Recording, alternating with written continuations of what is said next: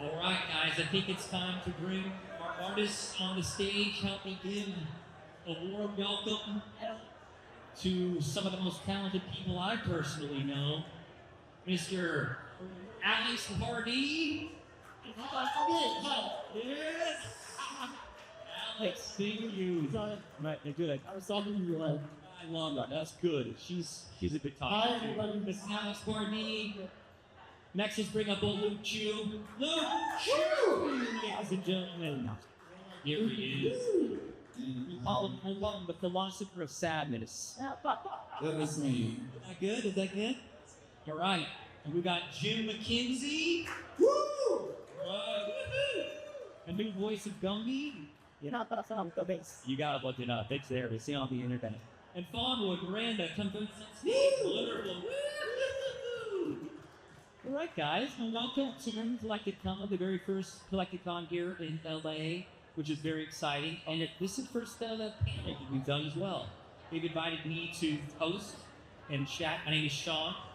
I'm right over here with my wife there, Taryn McPherson. So welcome. Thank you guys for joining us for this. All right. I feel weird looking up at you. I know. You said sit down, and I said no. It's like, you're gonna stand directly over me. Yeah. Dang, you should have made me shorter. It's all right. Again, Alex Pardee, Luke Chueh, Jim McKenzie, and Faunwood, Miranda. All right. Well, so the focus of our panel today is talking about gallery work. And I think because it is such a big toy convention style and sculptural work, I think one of the best ways to start this maybe let's talk about some of the galleries that you work with, are working with, have worked with, and a little, celebrate the people who are giving you that opportunity and what that's like. You go down the line, maybe. Alex, sort of start. Yeah, it's sort of like, so I've been doing gallery shows since back in about like 2006 or so. And over the years, I've worked with like Corey Hilton Gallery, I've worked with Gallery TV, I've worked with Spoke Art, I've worked with Vision Radio. I've also done a lot of my album gallery stuff. I mean, Sean and I used to own a gallery together, so it's been 7 in the afternoon, but yeah, so I don't know, yeah. So I was the guy. Yeah, there you go.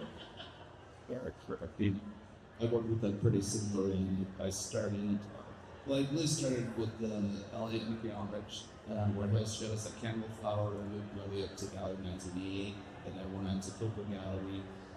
Been with Corey Hilbert now for over 10 years, and I've done shows with Human Projects and Dorothy Circus and Bunny and London.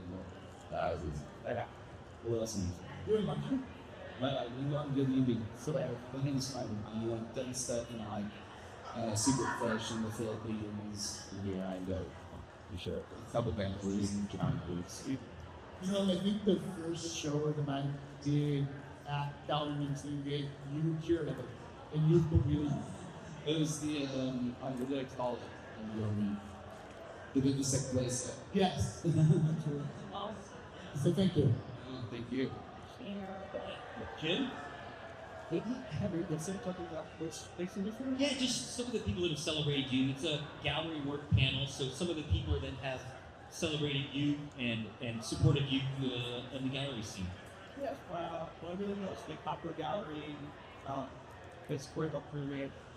I became used to be the fine court. It's still not up there. Some of the occasions. I don't know if we can hear you.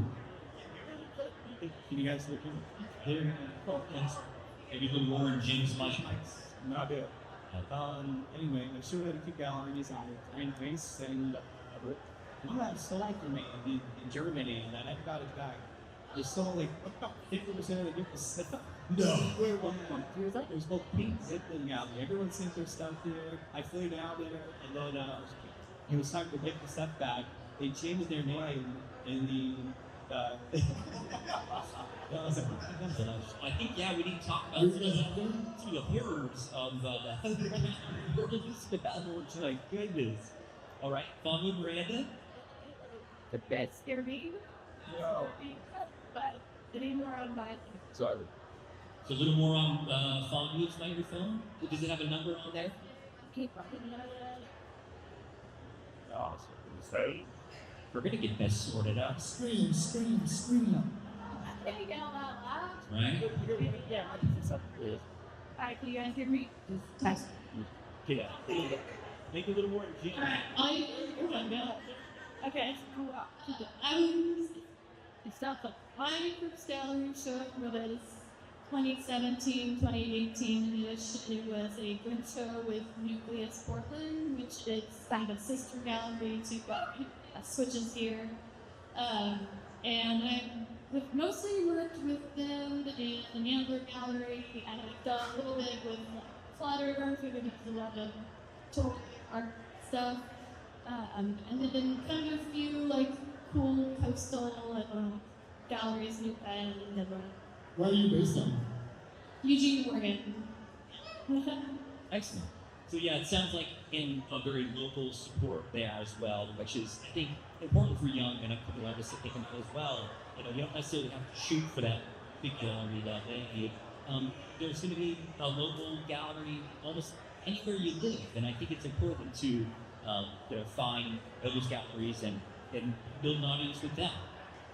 Jim shared, I don't know if you guys can hear it, he shared a good horror story.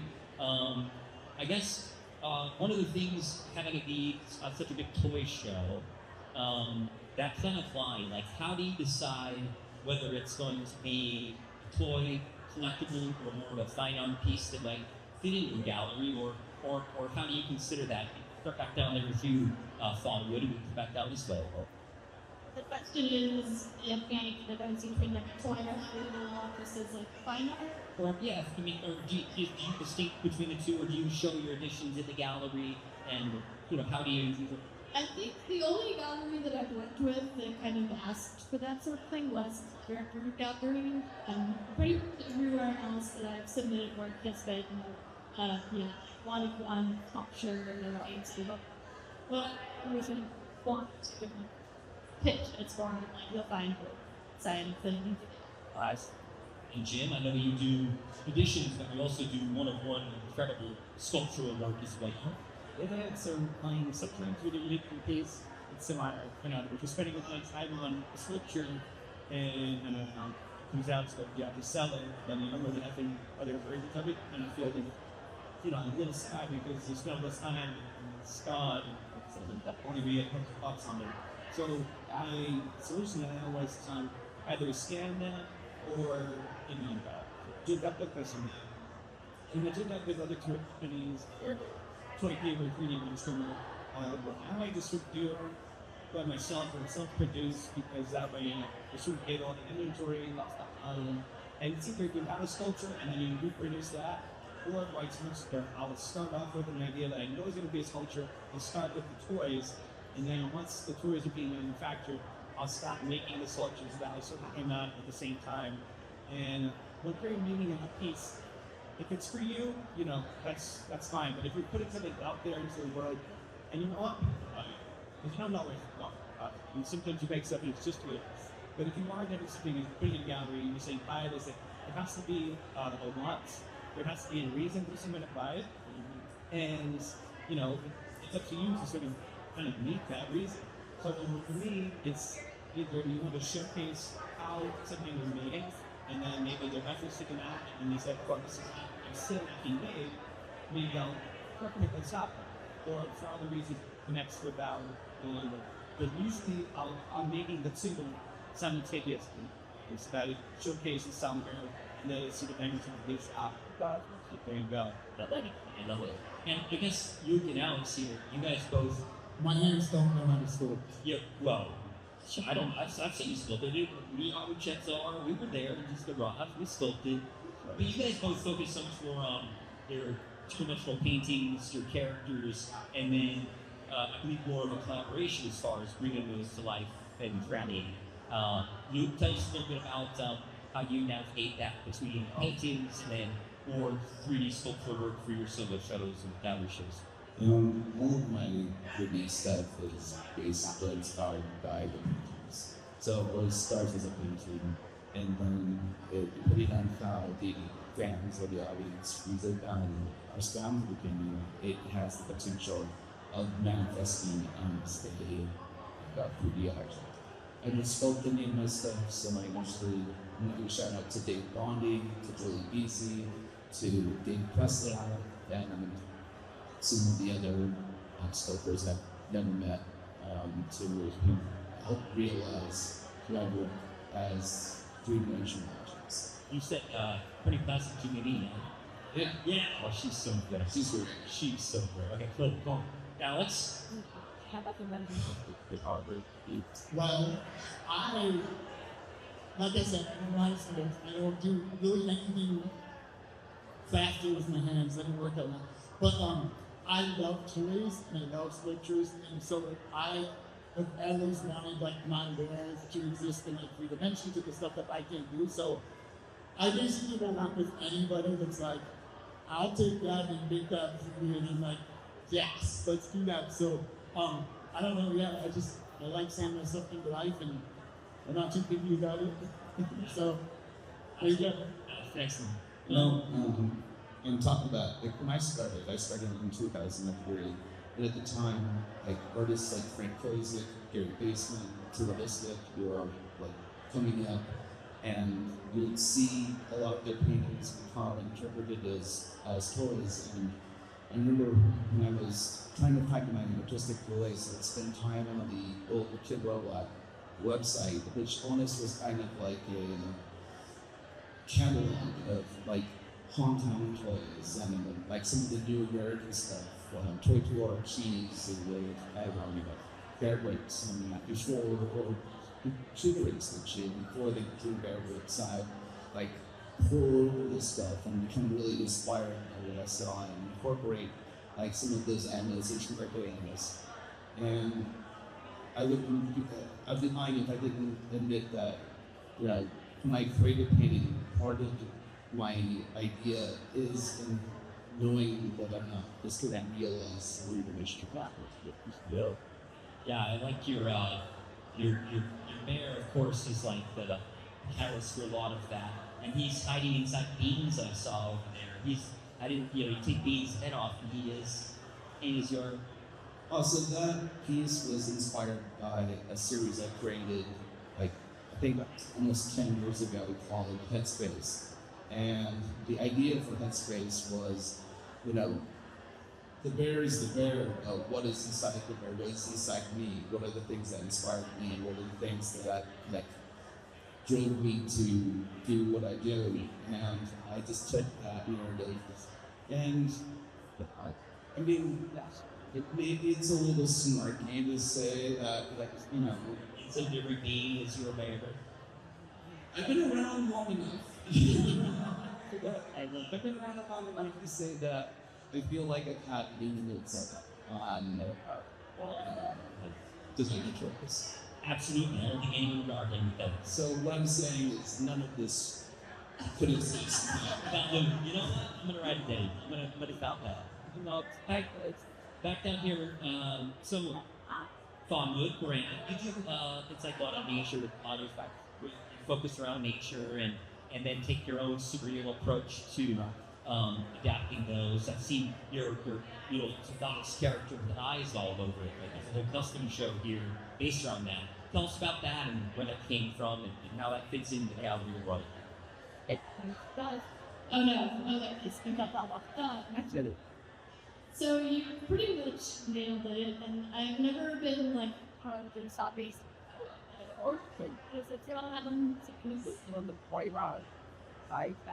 Can you hear me? Okay.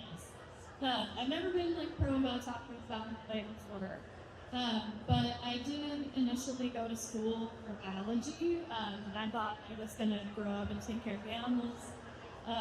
So I got my undergraduate in evolutionary biology, and then immediately after that there was an opportunity at science illustration. And so I applied for that, and I got in. And as I was in that program, I was still working on my personal art, which at that point is very good in the biology illustration. And I was kind of matching them together, and that's kind of when things started like taking off with the online, and I felt this freedom to be like, okay, maybe I don't need to just focus on science illustration, which is being like a job, something that I, trying to get contract work for money. I can do this like thing that I love to do, which is the surreal side, and I just leaned into that, and I was able to wing that way. And really shortly after that program was my first group that kind of that one.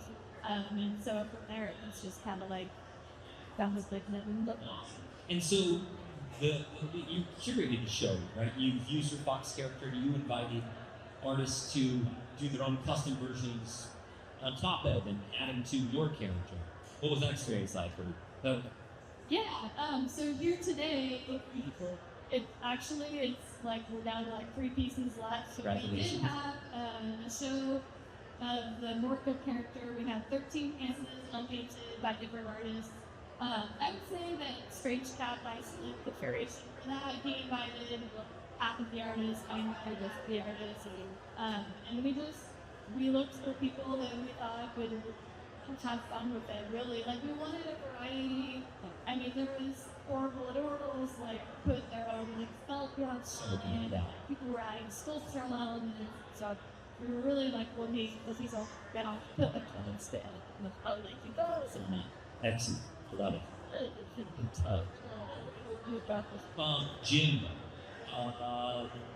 who was the first person that ever sold one of your drawings? Like, I think the big folk. And me. Wasn't that me? No, you've been doing sculpture, like most of your art pieces, your fine art pieces that you do in galleries are with sculpture. So very, very focused around that. How do you approach about coming up with your themes, your characters, what you want to include in your shows? Or what's your process? What's your inspiration? Oh, we did it. I have no idea. I mean, anytime I'm making something that's usually like, I'm sure for everybody, it's like a reflection of Bible, so the head, the time, it sometimes comes out as like a cartoon for the, for whatever sake, we're putting it into these galleries and stuff. But I think, whatever really is going on at the time, I think I want to say or talk about one of the impressive things about doing this. You make a full mini documentary of the process, all the way down to sometimes how it's delivered to the gallery and your experience there at the art show. So you can watch. You've created these, and you're a director as well. So you have like an entire cinematic experience from when you first start making it until you're at the gallery and after over the art. I mean, I want to focus on that a bit with your process and tell us a little bit about how you ever enjoy it. Yeah, awesome. I think I really enjoy making those more than anything. So like that's kind of what I went to school for, and then art stuff kind of happened secondary. So to me, the process is not push and the outcome, because that's where you're really fun, the energy, and really, it's the most important part. That's why you're doing it. And then what happens to the finished piece, at that time, your mind was already on.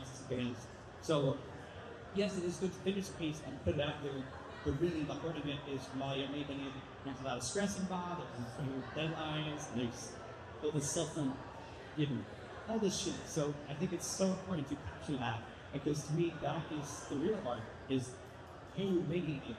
And it's fun to make it a little more extra cinematic, of course.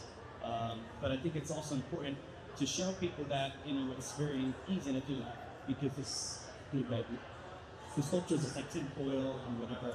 So I think it's the kid who hasn't gone to school to see that system you want to play at. People do stuff. I think you do such a good job at using an equal amount of creativity in your filmmaking versus the work, and it's inspiring, but it's also overwhelming, because the entire time you're watching, I'm like, okay, you're switching your brain to set this shot up, you're doing this, and that's creative. Like, it seems so insane, but you do really enjoy it. Thank you so much. Yeah, Todd. one of the things that I think an audience might like to hear, young upcoming artists, or even veterans, what would be what bit of advice that you would give? Yes. No, okay. I actually do, okay, in relation to gallery, I actually do have a thought. I have some good advice on that. Okay. Galleries are very important for us as humans, right? We need to see art, we need to sell that. However, galleries are not important to artists. Because, and the reason I'm saying this is because, like, if you're all around on this, you're like, oh, look at the galleries and that, it's like, we have so much access now to not having to depend on that. You're like, it's amazing if like a gallery reaches out and they're like, hey, we love your stuff, you want to show it, cool, that's awesome. But if you're waiting for that, I think that that's not a good thing to do nowadays. It used to be very, very important that everyone can do it, but now like you can, scratch up some money and rent a backup shop for a week and just have a show to show that it hasn't been, it's been on most back here, but like then you come out gallery and you kind of like, oh, I didn't have gallery, and I love gallery, yes. And then it becomes kind of that, I don't know, that's just everything the world and take it right for the gallery. Yeah, I was going to say that I kind of feel like galleries are an inadequate way of showing the people who don't know, the gallery commission is 15%, 5-0. So you see a $1,000, $2,000 painting that artist is only making $500 out of it. But, however, doing galleries can be good for certain types of people. I myself have, gotten to a point where I'm making a living, off of gallery shows. The 50% commission. And I think the reason why is because my own self-doubt and my lack of self-worth, look at my work and sit and think, oh, this is, the example I always give is like, oh, this painting is worth X amount of dollars. And if a collector just kind of gave me a sideways glance, I'd be like, oh, did I say X? I meant X minus so many dollars in order to try and secure the sale. Meanwhile, the gallery will look at it, will be able to measure the demand for it and be able to price things appropriately. And that's how I've been able to get the value of my work to a point where I'm able to make a living. Now, I imagine that a majority of the people in this venue do some kind of hair work, and whether or not they show it at galleries or not is, I don't know. I guess it's this is so having a convention like this. Yeah, that we. Well, I'm not sure what the hell it is. Go through.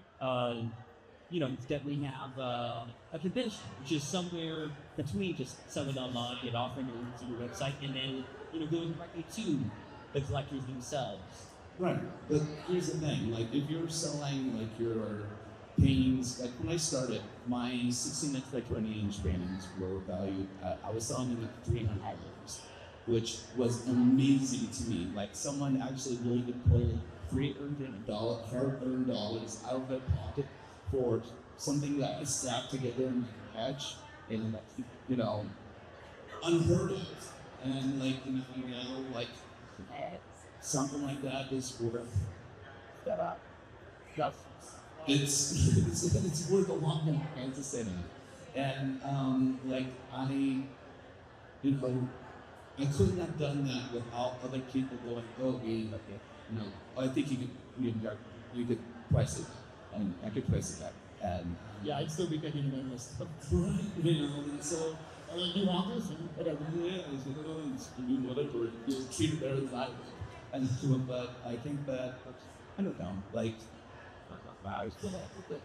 I think, the reason why I do galleries is and if I'm being blatantly honest, I dream of being in the permanent collections of a museum.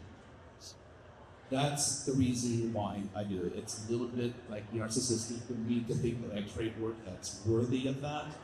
But that is the bullet. Let's start with you. You go. Jim? Of a serious museum. Alright. Yeah, so to piggyback off of that, totally I feel the same way. Is like I'm not sure I just want to give you a quick analytic breakdown of how much money an artist makes based off of what I actually said or didn't say. So I had a piece for $8,000, and it took 2 months to make a very big doll, and a lot of work went into it. And I said this is going to cost $8,000. Is this the three-headed, like geodes? Yeah, thank you. It's a personal piece to my dog. I really made it to show him reading my wares. So I put it in the gallery, and everyone's probably thinking like, oh, $8,000 for fucking rare. Or they're thinking like, oh, whatever. But when you break that down, like you said, 50% does go to the gallery, and not a lot of people love that. So now you're down $4,000. Now, taxes, 30%. All of a sudden, that's $1,200 minus tax. Now you're down to $2,800. We spent $800 on materials because I had to hire a caster and molder. It's now down to $2,000 for 2 months' work, but that's $1,000 per month. That actually comes down to $6 a year. And there's no guarantee that it sells. Yes, you have to be lucky to make the $6,000. That's the big thing. There's just It's gambling. yeah. See that video is priced. Like now, well, The You video made $7 from $2 million. Because you're real. sounds like you're talking people out of it now. no. I mean, the reason I bring it down is to say that Yeah. it's not really something you do for financial gain at first. I think it's a great way to showcase yourself, to be a part of the community, to put yourself out there. Because you are looking to be sort of in these things, but it's almost, not really financially the best of your path. So I think my solution to that would be to do these gallery shows, but also to sort of branch out and run where you're making prints, you're making reproductions of these things, apparel, and that way people can come to your thing, see it, and then you can sell things, smaller price, bigger quantity. Because I kind of relate it to the musician prints. If you make a song, and you can make that song and tour it for years to come, you can play it every night, and you can make a lot of money doing that. On the radio, for artists who make one piece, you have one opening, and you have about 3 hours for people to see them. The rest, 99% of the people will only see it on a very small screen the second video. So that gathering is very important to sort of get yourself out there. But on the other hand, if you do some stuff, you're like, I mean, that is Brandon? I was talking about like gallery advice. I guess the way where it started was advice, and it sounds like everyone's kind of giving their own version of that. So feel free to take in however you feel or live your experience. I like it. Yeah, kind of going off a little bit about what some other people said. The gallery does take a cut, and it is painful. I have had success like selling things to myself online, but the nice thing about a gallery is people can go in and see it in person. And when you're spending so much time making something, you want it to be signed. I don't know, there's only so much that like a screen can do. And it's nice to like create a value for it. Like, this is the thing I spent on the side, come and see it. As far as like the percent the gallery takes goes, I think probably like the high-end gallery is pushing like 50-50. Probably can't negotiate that. Some of these smaller galleries that I have worked with have really like beautiful curation. They have collectors. Because they're a little bit smaller, I worked even for like 30-70. And that was really nice because I got to have my work out, people get see it in person, and I would log them to it, and I wasn't giving so much away. I also, I might be throwing a lot of shade, but no, I have been approached by galleries that do like offline only exhibitions, and What's that? yes, thank you. Okay, I was gonna like get a temperature check and see what you guys all thought about that. I was like, no, because the other thing about the gallery,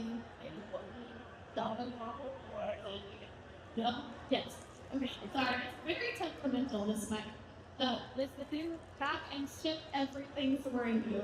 And that is a really big deal when you're doing, like, especially sculptural work, especially egg work. If somebody buys it and they're not local, they are dealing with, like, that postage and everything. And so, like, an online only gallery is like, you send them the pictures, you send them the info, they sell it, you still have to pack and ship it. Like, if you're lucky, they'll send you, like, a prepaid postage stamp, but, like, for a big painting, you're, like, building a frame. You ever say it again, Luke? Well, here's the thing, like, building, the part of the commission, part of the 50% commission comes with the reputation of the gallery. So, like, to be associated with, like a JP Projects in LA or even the Corey Hilford or whatnot, like, that association has its own kind of, what does that mean? Great. It has its own value. And it means that, like, it implies that you are a quote-unquote serious artist and like someone to keep an eye out on, whatever. And so, like, these online, shows, like, who are you? Like, why should we care? You're just a website. Like, Also, you are in my only gallery. Yeah, exactly. Each of them. Very good. Okay, I think if there's any other quick thoughts you guys want to share, I would love to make sure we do that. But we also want to have a moment for questions. Is there, just by quick raise of hands, is it? I don't think so. Yeah? Yeah. Speaking of galleries, I have a gallery show opening in New York on May 30th, which will be my very first solo show in New York. I haven't had my fireworking show in this space for like over 10 years, I think. So that's exciting. Very exciting. There's the show. What's that? Yes, let's go The next show. Yes, the next show. Go the next show. I also have a show opening at Nucleus Portland on May 8th. For the opening reception, I hire goats, so you could go and pet the goats, and sometimes the goats are in the parade and it's freaking out. Yeah. and I've got a show on June 27th at Corey Wilford in Gallery 1. I made a 13-foot inflatable for the show. I made a one-to-one sculpture of my bear for the show, and gunning for 30 paintings. We'll see how that goes. Jim, what do you got coming up next? Not He was just Gumby. He was the voice of Gumby. Yeah, I looked it up. It's incredible. Okay, just by show of hands, but have you guys come up here? Do you have any questions you'd like to ask? Is there anyone out there? That's okay. That's okay. Good. All right, Miranda, let's ask questions to each other. That's like thinking about. Aww. Well, because I also feel like I have a lot to learn from like the people that are up here. So I'm curious, especially with people who have gallery shows coming out. How's your mental health? How are you doing? Philosopher sadness. I am going to sleep every night at 7 in the morning. I wake up at noon and I go to the studio. I had to put like screen blockers on the majority of the apps on my phone because it was like, it's my favorite way to procrastinate is just to scroll on here somehow. So, and I'm Rob, I don't talk to anyone. I haven't seen my girlfriend in weeks. So, It's very relatable. The way, so here's how I do our shows. I get, I plan it out, or I'll book it like a year in advance, year and a half in advance. So like, okay, cool, I have an show coming up in May, year and a half from now. Great, that gives me plenty of time. I would love to spend a year on good art. And then it kind of comes down to the fact that like spending any time spent on creating paintings or sculptures, original art, is time that you're not making money right then, right? It goes to that gamble, like what Joe was saying. And so, as much as I would like to spend 9 months working an art show, I can't afford it, especially in LA, like I'll die. So I start thinking about it, and then I keep putting it off, and then I think about it a little bit more, and then I put a little more pressure on myself, and then I realize I still don't have the money, so then I got to keep working on side projects, and I go, eventually I'll do that, and I still haven't attended the show, and then all of a sudden about 2.5 months to 3 before the art show opens, I go, fuck, I gotta do this. So then I go into like full-blown 16-hour a day, like once I'm in that mode, it's like, I can just like, I'm like, why didn't I do this for a year? This is awesome, I'm having fun, I'm doing it, I know what I'm doing, this is great. But up until then, I have no idea what's happening. Yeah, actually, so Alice and I were housemates. We were like roommates, you know. Oh yeah, so you know how I do. So yeah, like it was incredible, and you know, it was I don't know, 20 years ago, 18 years ago, something like that, and it was exactly how you're describing it. And there would be nights where we would be working and doing whatever, and we would all go to bed, and we'd wake up in the morning, and there were like 3 new paintings that had started and almost completed, and just this incredible. Yeah, it was incredible to get to see firsthand, and again, it's still impressive today. My mental health is very low. But I do therapy twice a week. I try to exercise in the morning, and I try to stretch. That's important. I take vitamins. I try to eat healthier. I think all that stuff is like, I still obviously if it's 2 in the morning and need something to eat, whatever. But like, I think that is equally as important as working hard. But yeah, I mean, it's stressful. In my experience, a lot of the galleries that I worked with are used to this, which is very nice, and it seems like a very common way creatives work. Because I'm the exact same way. I've known about this show for a year. I've been planning it, and then as we said, like you can't just do that for them at a time. You will have an interview, but that's the 2. And then yeah, you really have like an ownership of it, and then it becomes this manic, like making and creating as much as you can. And honestly, like if I plan for 15 paintings, and that's what I'm gunning for, I feel like I dream really big on the gallery prep, and then I will hit like about 2/3 of the way there, and I'll be really beating myself up about it, but then when I step back and look at all of it together, I'm like, wow, I actually did a lot. And like, if I didn't tell anybody that I was scanning for 15, instead I made 10. It is really, I do a very similar thing, but it is also really hard to not, get to finally say thing that you're like, oh, I just want to paintings, and then you like get 18 and you're like, I can't do those last 2. And so if people are looking at it, they're like, this is a great collection. You're like, yeah, but it would have been better.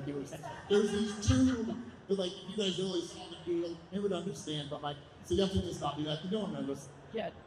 Yeah. Wonderful. Has that inspired any questions from the audience? So I'm going to keep it open if anyone wants to come up and ask anything. We're going to come up. This is scary. That guy, Charlie Ingram, wants to come up. He said, is he raising the hand? There is Charlie Ingram. Hi, Charlie. He's hiding. Yeah, like him. Awesome. Okay, well, we can wrap up. Let's do like some final thoughts. I know, I think plugging those shows is a great idea. If there's anything else you want to share as those last thoughts are coming up. Yeah? I haven't enjoyed my booth. Yeah. Other than that, playing and stuff. No, the world's crazy. I don't know anything. You got that. Luke? I think I said everything you wanted to say. Yeah, there's all. Well, we can always hear about it. I get bitch more about those collaborative cucumbers. Believe me. I do. I'll come back to it. Yeah. Just want to say, Sean sold on me first run. What was it? It's like, no, slow down a bit. Sold it as in like he fell fine for it and. Well, it was at the lawn. You only sold sculptures to that point. It wasn't like one from your art here. I also have a good memory. We had those Meride Yahwehs, and I bought them with earring. And I thought of you, and I saw that you had like art that was done in wholesale. Because you were like, I was like, I know you can fix that. You would be able to. Well, Remind me. Was it so different? that was already bad. That was like That was the first thing you made. I think I did say I was like, oh, I did fictions, and No, because it was my second day with my wife, and I went there and I didn't know what the hell complicated she was. But someone was like, hey, gotta check this place out. And then, so this is in Brooklyn. We had a gallery.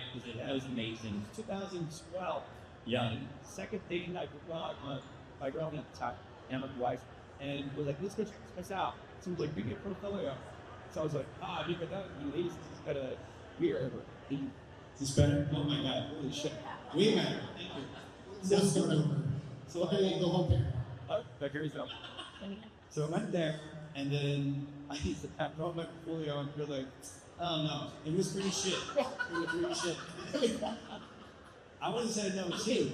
I got way better tact than that. But then you were like, how about you buy the broken ass toy instead? You took out. And I was like, alright. Oh, enough time to just work our memories. But I still have it, and I fixed the ears and then it's broken in. But I didn't call it. Dang I still have it. Oh, good. I remember this. I remember. Any final thoughts? Final thoughts, I already mentioned my show. I don't know that we talked about the horror stories. I was very curious about the ways gallery horror stories about it. Yeah.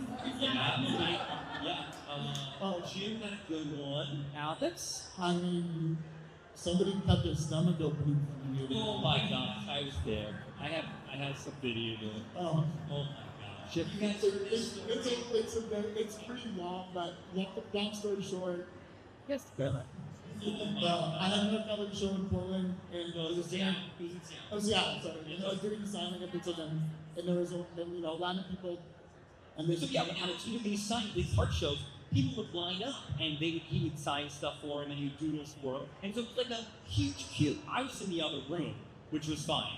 and nobody was in my room. Nobody was fine. All under control. My back was to the wall over anyways. It was in Seattle, so there's windows in Seattle.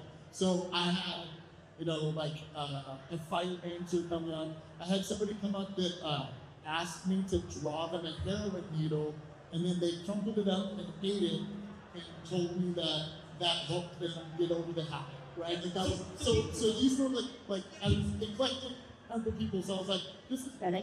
So this guy comes up and he's like, do you want to see something amazing? And I'm like, of course I do. Like, I love amazing. And so he just rolled up, he rolled up his shirt, he had his hand, and he flipped up in this straight razor. And at that time, I was like, oh, okay, now we're gonna do some kind of magic trick. And then he just sliced him, he stared right at me, and he just sliced his stomach open.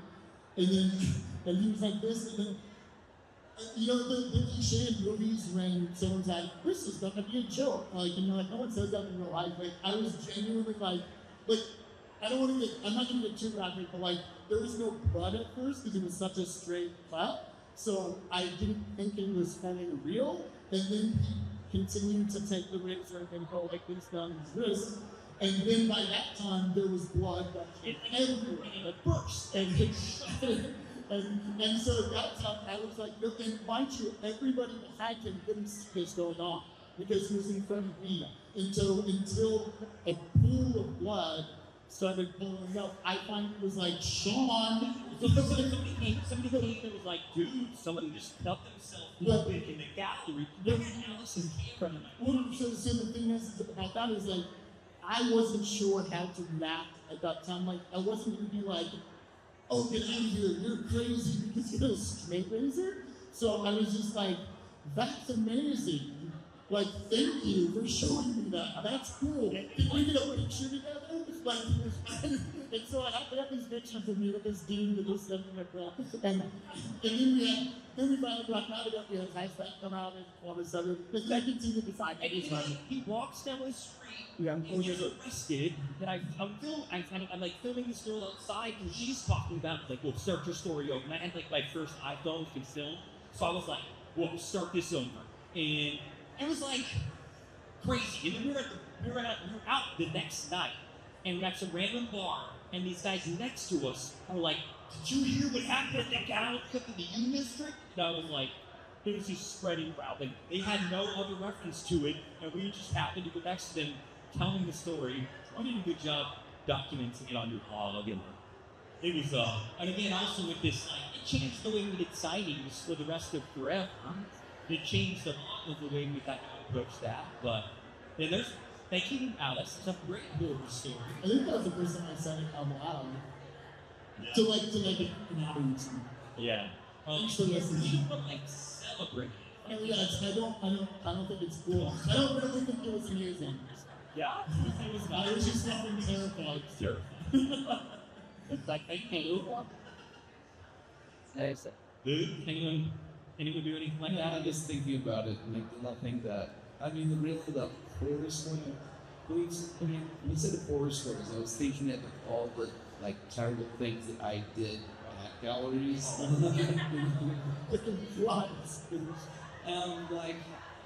remember Bill of the Best? Yeah. So I did a show where I was literally behind the front desk at the opening reception, frantically painting, Finishing up for the show. finishing work at the opening, at the show.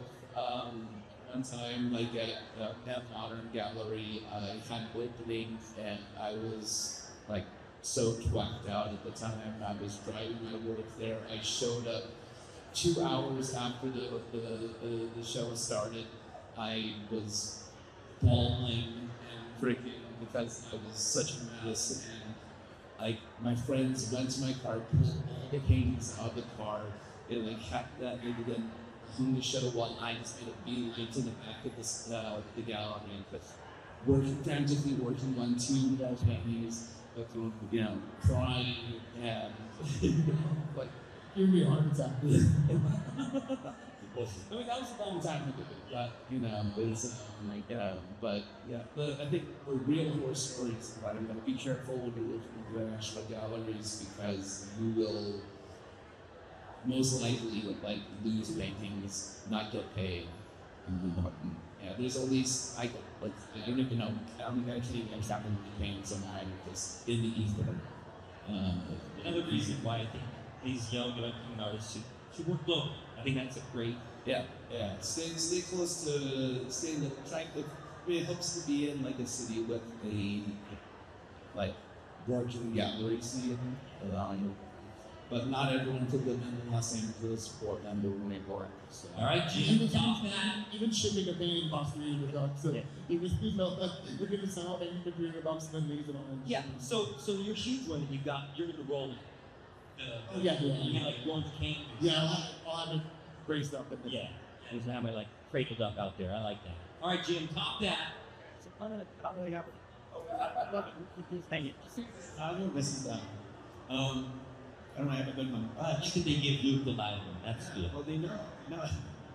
So I saw this one gallery going around the news one time, and he was like camera footage of him running down the street, and he was chasing a guy. So someone stole a painting from his ear. I'm not supposed to be telling this story. Yeah, that's a crazy one, but yeah. When this wraps up, you guys want a good story. Okay, it was in every taxi cab in New York for a day. They need to click on Goodway in there. Still, somebody stole a painting from the gallery, and he bolted and got the painting back. I found the guy. I was like, I was like, am I running away from my art show because I'm scared and embarrassed? But I found the guy. And I'm chasing him. Thank you, Jim. Oh, this isn't about me. This is about you. So, yeah. All right, Miranda. I also don't really have a good one. I definitely can't follow those up. And I was kind of thinking more from things that I have done wrong. And so this, I've had like pieces like brave and stuff like it's like never fun, but compelling up a little bit. I would say like probably the worst thing I've done, this was a while ago, I would never do it again, but I had committed to a group gallery show that I did not realize was funny. At the time, I was like so into like stuff, and I just was like freaking out, and I hosted them, and I don't think they want to talk to me anymore, but they are, I don't know, I don't like the way the office. Yeah. Okay. So make sure you know where, when, before you agree with show. Yes. And I think that like if you can get out of it, like a lot of us have outgraded spaces where we flew a little too close to the sun and we're like bringing work together at the last minute and we're like freaking out and there's so much that you can tell yourself to be like, oh, like I'm gonna plan everything like this, but you kind of have to like feel how bad that feels to like fully internalize and not be like, this will only gonna get in. You know, you kind of like have those experiences. But also, like, I don't know if I'm the same way, but every show that I do, I try to make kind of like different than the last show. So therefore, there's just different mistakes to make. Like, I'm like, oh, I know what I did. I don't know it again. And then I'm like, shit, you gotta figure this out. And then I just make no mistakes. I do want to tell a quick Alex story. So one of the shows you had with us at Content Convention in Brooklyn, he was like, it's gonna be more like a game show, and you're not gonna know. Before you tell us, it's a little like spotlight. I don't want people to like paint some It's weird. It was a weird show. It was amazing. So he's like, we're not going to reveal the paintings until we're at the show, and there's going to be like a black silhouette, and the paintings will be revealed. Like, it was amazing. So it was like a whole game show, art show, with original paintings hiding. You basically had to guess if the paintings were a real painting or a tomb. Then again, I was dressed up as Timori Povich. So I was Maury Povich, and the tooth was all over me. And this an incredible person to do. Yeah, it was fun. And they had a whole game show where like then people guess, and like people that would guess right, they come in, and it was super fun. There's a whole. But I don't know if I would do that again. Right. Yeah. We sold those one of the paintings. And he did like this whole like welcome to Tuba Town thing, and it was very Thank you, Sean. You're welcome. Thank you. That's one of my fondest memories. And for me, like there's multiple videos online you could watch on. No, there's not. They're all. Yeah, but take it easy on them, right? It was a different time. I can't say things like that before. Yeah, you can't. Anyways, I think that this is our time. Thank you, Alex, Luke, Jim, Miranda. Thank you guys for being all me, especially for being here. Thank you online for watching. Thank you for CollectedCon. Make sure you go check out their booths and support them. And please, my goodness, you guys, this is wonderful. Thank you. That's our first panel. We did it, y'all. Thank you, Sean. You're the host now. I am. Hands over the Sean's the best host ever. Sean was basically like, we used to have a company together, and he was a rock star. He would run Comic-Con for us, and he was like, people would come up to him and be like, or they'd come up to me and say, where's that other guy? The guy with the long, beautiful hair. Yeah, that was Glenn Danzig. He was asking for me. He was, of course, yeah, anyways, thank you, Alex. Thank you, guys. I love you. I miss you. Happy to be here with you.